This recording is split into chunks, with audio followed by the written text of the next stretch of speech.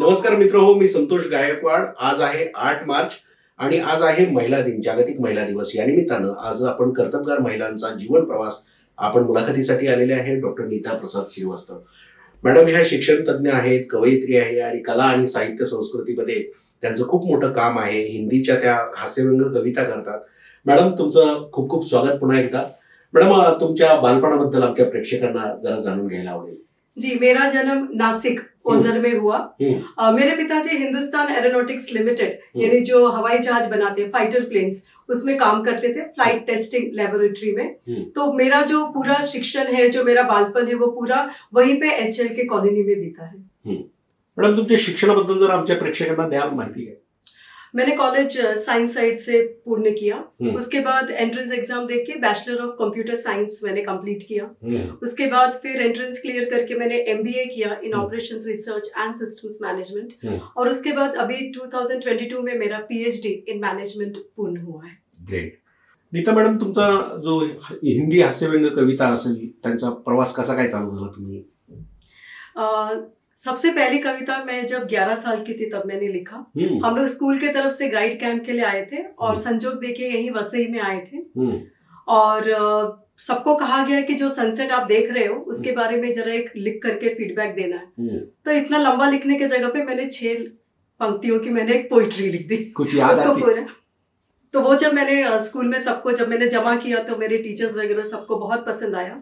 और मेरे नाना जी उस वक्त हमारे पास ही थे और वो भी एक कवि है, बहुत बड़े कवि थे वो अपने समय के। तो उनको मैंने दिखाया कि ये देखिए मैंने लिखा है। तो उन्होंने कहा कि मुझे बहुत खुशी है और तुम्हारे अंदर एक कवियत्री के बीज है, तो तुम लिखना कभी मत छोड़ना। बस उसके बाद से मैंने लिखने की मेरी इस तरह से शुरुआत हो गई।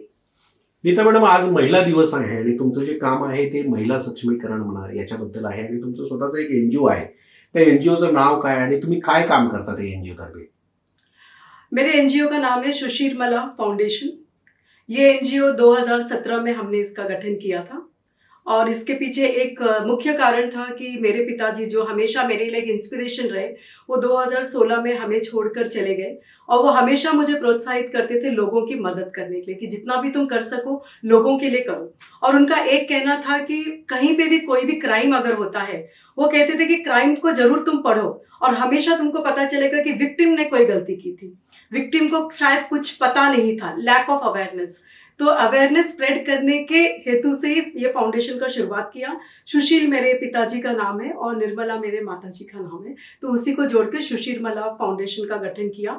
और हमने शुरुआत की अवेयरनेस कैंप्स करके, सेल्फ डिफेंस टेक्निक्स सिखा के लोगों को। फिर धीरे धीरे मैंने देखा कि बहुत सारे लोग जुड़ने लगे और सबकी एक ही समस्या थी, पैसा, कि हमें पैसे कमाने का मतलब कुछ तो सोर्स चाहिए। फिर हमने लोगों को स्किल ट्रेनिंग देना शुरू किया, कैंडल मेकिंग, चॉकलेट बुकेज, और इस तरह से उनको हम लोग स्वावलंबी बनाना हमने शुरुआत की। नीता मॅडम, टाकाऊ फुलापासून तुम्ही जे नवीन एक प्रोडक्ट बनवलेलं आहे, खूप सारा अप्रिशिएट होते ते, त्या संदर्भात काय माहिती सांगाल? काय आहे तो प्रोडक्ट?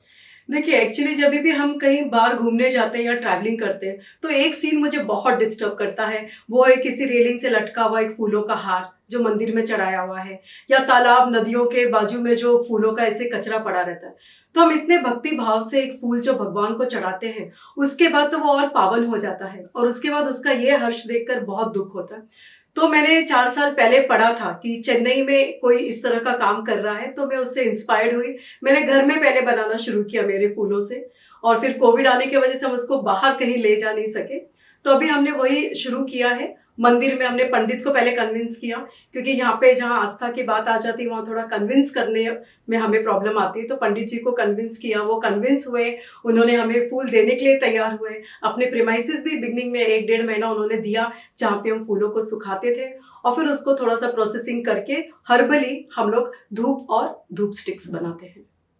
और जो प्रोडक्ट हमने बनाया उसका नाम भी हमने स्वागत दिया है कि आइए स्वागत करते हैं फिर से उन फूलों का अपनी जिंदगी में और उनको एक नया जीवन देते हैं। तो यहाँ पे हम लोग धूप्स बनाते हैं, अलग अलग वेरिएशंस हैं इनमें, शेप्स में। धूप स्टिक्स है, उसके साथ एक स्टैंड भी आता है, वो भी फूलों का ही बना हुआ है।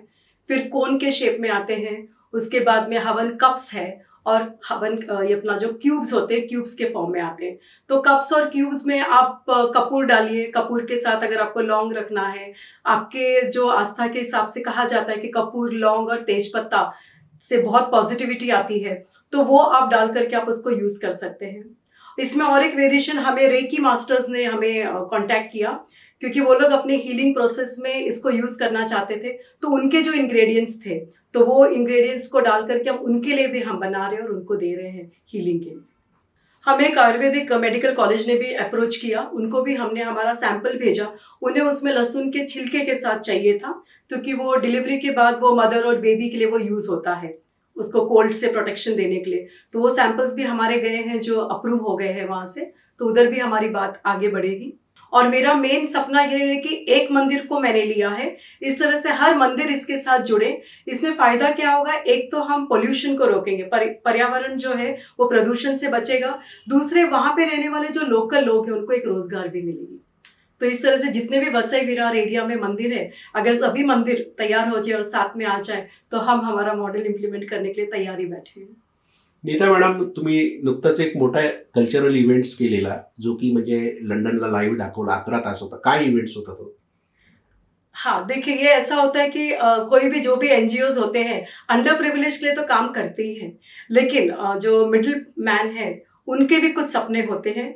और एक सपना जो मुझे भी बचपन से हमेशा रहा था, वर्ल्ड रिकॉर्ड बनाने का, क्योंकि हमारे समय किताबें तो हम बहुत पढ़ते थे और वो Guinness book of world record उसमें से एक होता था। लेकिन वो इतना आसान नहीं है, क्योंकि अगर बच्चे के अंदर टैलेंट भी है तो आपके रजिस्ट्रेशन में लाख 1.5 लाख खर्चा हो जाता है, तो टैलेंट होते हुए भी वो रिकॉर्ड नहीं बना सकता है। तो फाउंडेशन के तरफ से हमने इसको हम मास इवेंट में कन्वर्ट कर देते हैं, तो क्या होता है वो सारा खर्चा सब में बच जाता है। तो सब में पर पर्सन खाली 2000 का खर्चा आता है। पूरा इवेंट हम मैनेज करते हैं, यहाँ से लाइव दिखाते हैं और वहाँ से अप्रूवल करके सभी को वर्ल्ड रिकॉर्ड का सर्टिफिकेट मिल जाता है। मॅडम, इथून पुढे भविष्यात तुमच्या काय योजना आहेत फाउंडेशनच्या महिला सक्षमीकरणासंदर्भात? देखिए, जब हम कहते हैं महिला सबलीकरण या सशक्तिकरण, सबसे पहले तो औरत कमजोर है ये सिर्फ एक सोच है, और हमारी लड़ाई किसी इंसान के साथ नहीं है, हमारी लड़ाई एक सोच के साथ है। और एक सर्वे भी किया था मैंने, तो उसमें मैंने पाया कि 80% महिलाएं खुद ये सोचती है कि महिलाएं कमजोर हैं। तो ये जो सोच है, ये सोच को हमें बदलना है। और महिलाओं से मैं ये कहना चाहती हूँ कि आपका सबलीकरण कोई नहीं कर सकता है, ये आपको ही करना है। किसी का इंतजार नहीं करना है कि कोई आएगा और हमारी जो परिस्थिति है उसको सुधारेगा।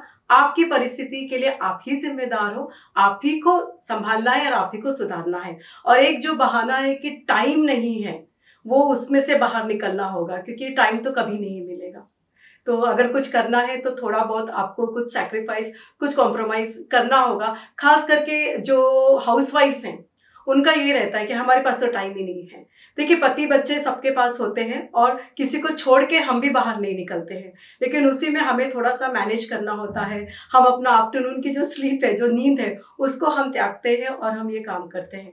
तो अगर आप फोकस हो, अगर आप ये हो, तो आप सब कुछ कर सकते हो। तो बहाने नहीं बनाना है, मैं औरतों से ये जरूर कहना चाहूँगी, अगर उन्हें कुछ भी करना है। और एक बात मैं महिलाओं से खास करके कहना चाहती हूँ, क्योंकि बहुत लोगों को ऐसा लगता है कि जो औरतें बाहर जा रही हैं, बाहर का काम कर रही हैं, तो उनको घर में मतलब उनके हस्बैंड जो है वो पूरा उनको सपोर्ट कर रहे हैं या घर का काम कर रहे हैं। सपोर्ट का मतलब उनके दिमाग में ऐसा है, जब मैं उनसे बातें करती हूँ तो उनको लगता है कि जो घर का काम वो करती हैं वो हस्बैंड लोग करते हैं, तभी औरतें बाहर जा पाती हैं। तो मैं उनसे कहना चाहूँगी कि ऐसा नहीं है। और हस्बैंड का सबसे बड़ा सपोर्ट होता है कि वाइफ जो करना चाहती है उसको आप करने दें। जब तक वो सही है तब तक उसे करने दें, मेंटली उसको फ्री रखें, और जितना भी टाइम मिले आप जितना कोऑपरेट कर सकते हैं उतना कोऑपरेट करना है। चाहे वो घर का काम हो या बाहर का काम हो, मिल करके करना है। लेकिन ये बहाना लेडीज ने नहीं बनाना है कि मुझे वो सपोर्ट नहीं करते या घर का काम नहीं करते इसलिए मैं बाहर नहीं निकल सकती हूँ। क्योंकि अगर आप सच में बाहर निकल के देखेंगे तो एकदम सबसे मुश्किल से मुश्किल परिस्थितियों में ही जो काम कर रहे हैं वही आगे बढ़ रहे हैं। मॅडम, आज महिला दिवस आहे, तर या दिवसानिमित्त तुम्ही काय संदेश द्याल सर्व महिलांना? सपने देखो और सपनों को पूरा जरूर करो, लेकिन उनको पूरा करने के चक्कर में कभी भी अपने आत्मसम्मान के साथ समझौता मत करो, आपको सब कुछ मिलेगा। धन्यवाद. नीता मॅडम, एक महिला म्हणून सामाजिक संस्था चालवणं काय अडचणी येतात का? हाँ सर, आता है, क्योंकि ये फाउंडेशन के पहले एक्चुअली मेरा और एक ये है एक्सेल इंस्टीट्यूट्स, मेरा कोचिंग इंस्टीट्यूट है। 25 साल से मैं चला रही हूँ और मेरे सब्जेक्ट्स हैं मैथ्स एंड फिजिक्स जो मैं पढ़ाती हूँ, एंड कंप्यूटर्स। तो जब हम हायर स्टैंडर्ड्स में जाते हैं तो जैसे एक सोच होता है लोगों के कि लेडी है तो मैथ्स नहीं करा सकती है।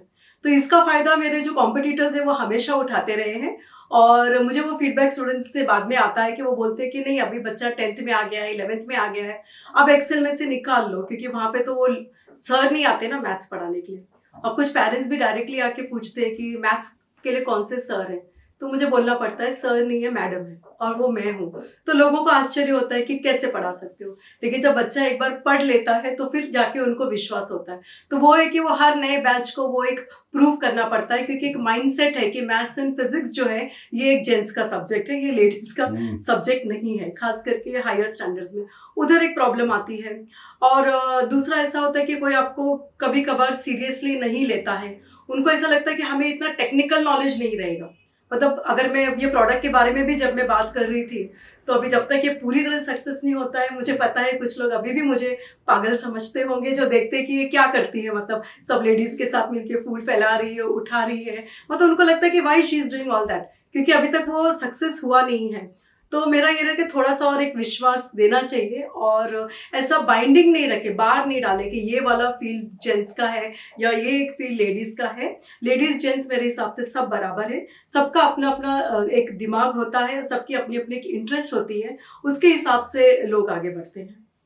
तर मित्र, या होत्या नीता प्रसाद मॅडम. तुम्ही चॅनलला मुलाखत दिली, तुमचा जीवन प्रवास नक्कीच लोकांना आवडेल आणि त्याबद्दल तुमचे खूप खूप आभार. मला सांगण्यास आनंद होतोय की आमचं जे चॅनल आहे जागर मराठी, हे चॅनल मराठी भाषा संवर्धन प्रसाराचं काम करतं. म्हणून आपल्या वसईतीलच भारती पवार कवयित्री यांचं मनालय नावाचं पुस्तक मी तुम्हाला गिफ्ट देत आहे.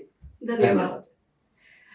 मैं काफी समय से जुड़ी हुई हूँ वसई जागर मराठी चैनल के थ्रू, और इनके जो काम है मुझे बहुत ही पसंद है, और मैं बहुत ही शुभेच्छा देती हूँ और धन्यवाद मुझे यहाँ बुलाने के लिए। Thank you so much.